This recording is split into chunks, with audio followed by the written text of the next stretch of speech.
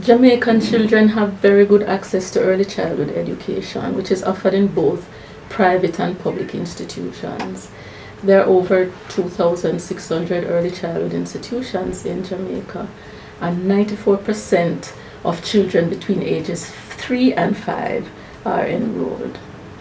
However, there's a major problem confronting the early childhood sector in Jamaica, and this is the quality of teaching and the competence of the practitioners.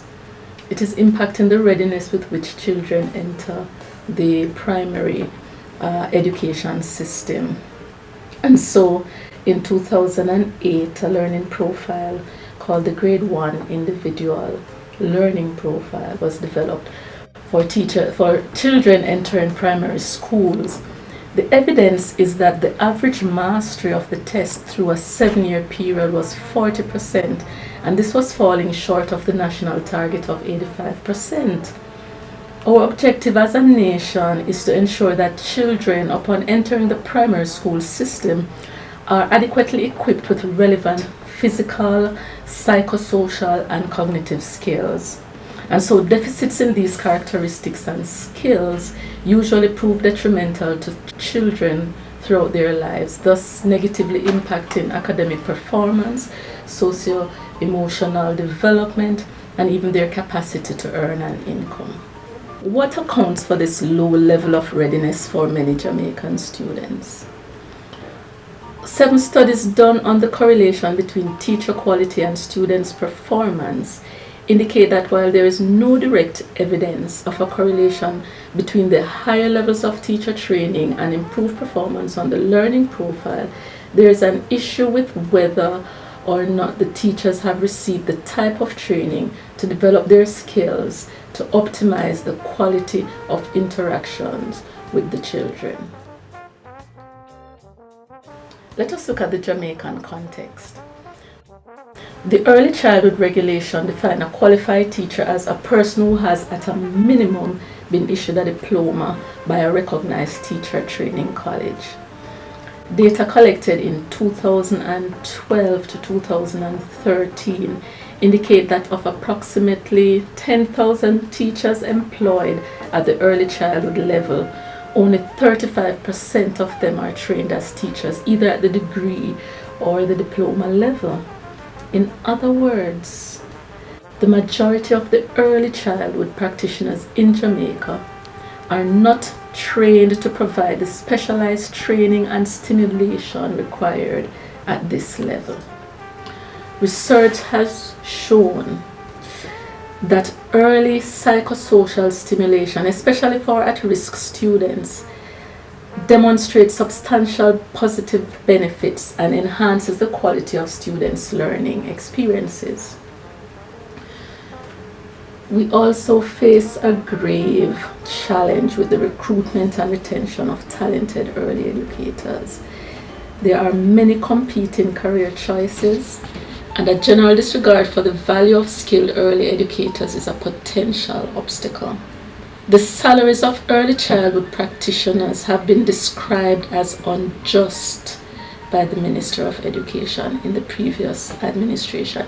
He explained that many of our teachers get qualified, and because the pay is not adequate, they hemorrhage out of the profession or into other levels of teaching.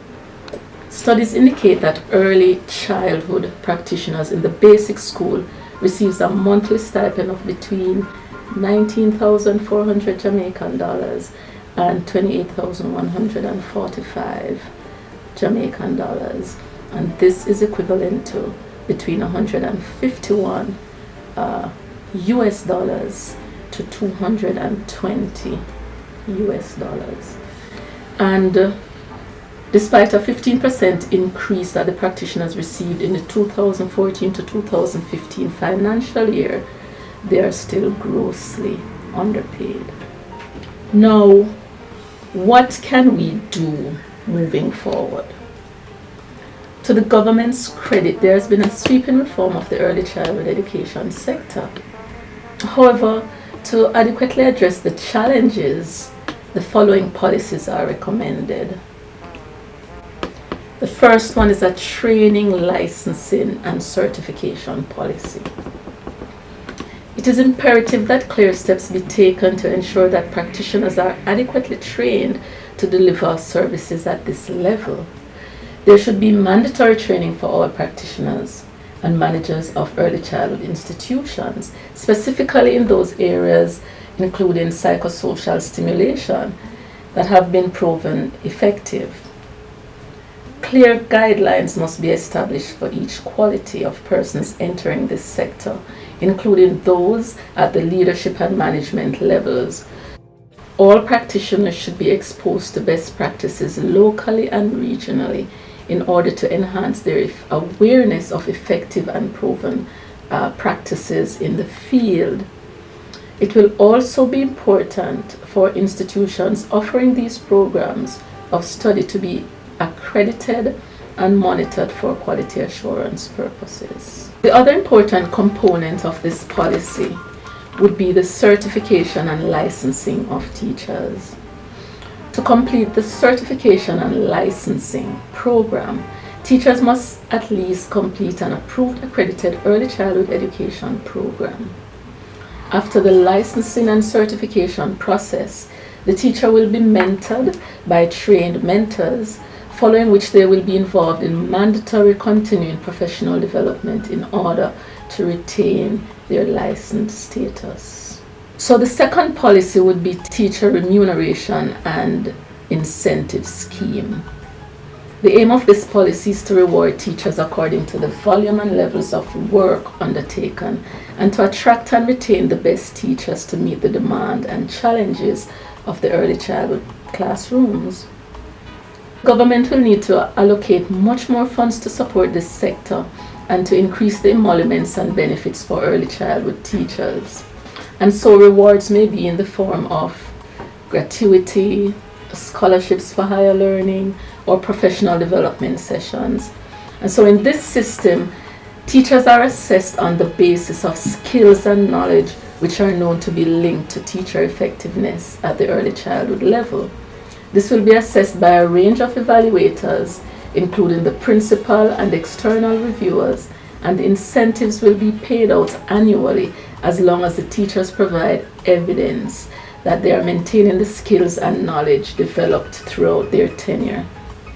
Evaluations must be aligned with professional development, not only for performance management, but must be grounded in the improvement of teacher effectiveness. Why will our proposal work? Research indicates that teacher quality is an essential factor for improving students' learning. Reforming teacher training programs is therefore essential to improvement in teacher effectiveness. High quality teaching is often linked to high quality student performance and economic growth.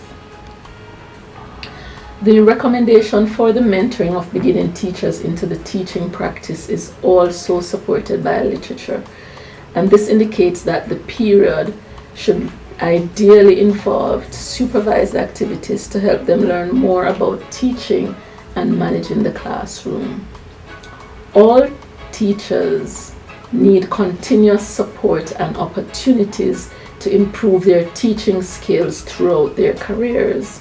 Research also points to the need for continuous professional development of in-service teachers in order to strengthen their skills and to keep their knowledge current and relevant.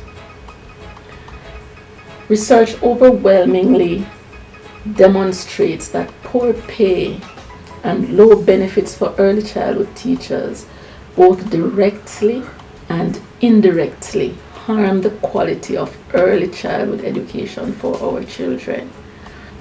Studies repeatedly find that early childhood teacher compensation is directly associated with educational quality. Teacher qualifications, behaviors, morale, and turnover are often consequences of poor compensation.